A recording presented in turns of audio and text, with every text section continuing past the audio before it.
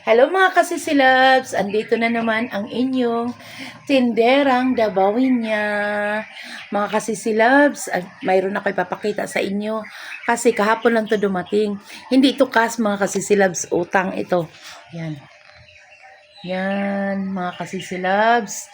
Kumuha ako dyan kasi ang daming naghahanap sa akin ng mga juice, yung mga estudyante naghahanap sa akin. Tapos wala akong mapaglagyan kasi yung chiller ko ay maliit. Maliit lang ang chiller ko mga kasisilabs. Tapos yung ano ba, tapos ando na lahat, nilalagay ko yung mga beer, soft drinks, ganyan. Maganda talaga, matagal ko na itong pinapangarap talaga mga kasisilabs. Ayan oh. Ito may mga tip pa to kasi hindi pa pwede kahapon. Kahapon lang to dumating eh. May mga tip pa to kasi hindi pa daw pwede isasaksak ito. Hindi pa pwede gagamitin kahapon sa pag-deliver tapos gagamitin ka agad. Hindi daw pwede kinabukasan pa. Kaya ayan, may mga tip pa. O maya-maya tatanggalin namin yung mag-asawa.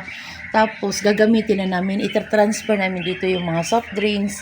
Yung ano, kasi malaki yan mga kasisilabs. Maraming mapaglagyan dyan mga kasisilabs. Ako'y natutuwa dahil matagal ko na talagang pinapangarap niyan. Tapos sabi ko, mangutang na lang kaya tayo ng chiller. Tapos dito ko kukunin sa tindahan. Titingnan ko kung makaya sa tindahan.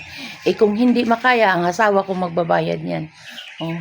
Yan, ako'y natutuwa mga kasisilabs kasi kahit papano, mayroon na ako niyan. Matagal ko na, ilang taon ko na pinapangarap niyan. Ngayon lang dumating. Ang tagal, bagal pala, no? Naglalakad siguro yan, ano? Ang bagal, hindi man lang sumakay. Kaya ngayon lang dumating. Yan mga kasisilabs, kahit papano, may laman ang aking tindahan. Mga kasisilabs, tapos yan, may marami pa akong itlog. Ayan. Yan, marami pa akong mga kasisilabs. Tapos siguro sa isip-isip ko kaya naman siguro to ng aking tindahan. Araw-arawin ko lang to. Kailangan magtatago ako ng kahit 80 pesos. Yan, araw-araw 80 pesos. Yan, itatabi ko yan para pangbayad ko ng Ojidinso. Ganyan talaga mga kasisilab.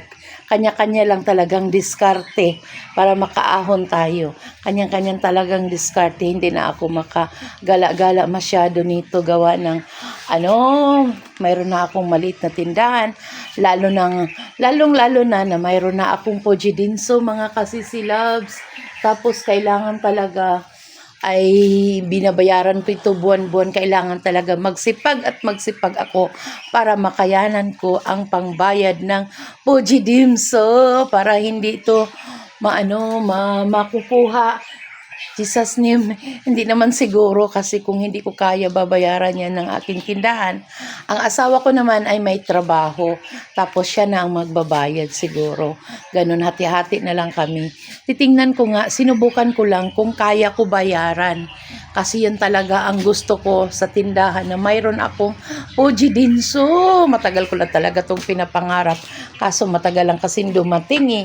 Naglalakad pa siguro to, kaya matagal dumating mga kasisilabs. Mga kasisilabs, bye-bye na. Maraming salamat. Don't forget mga kasisilab to watch my YouTube channel. Bye. God bless everyone.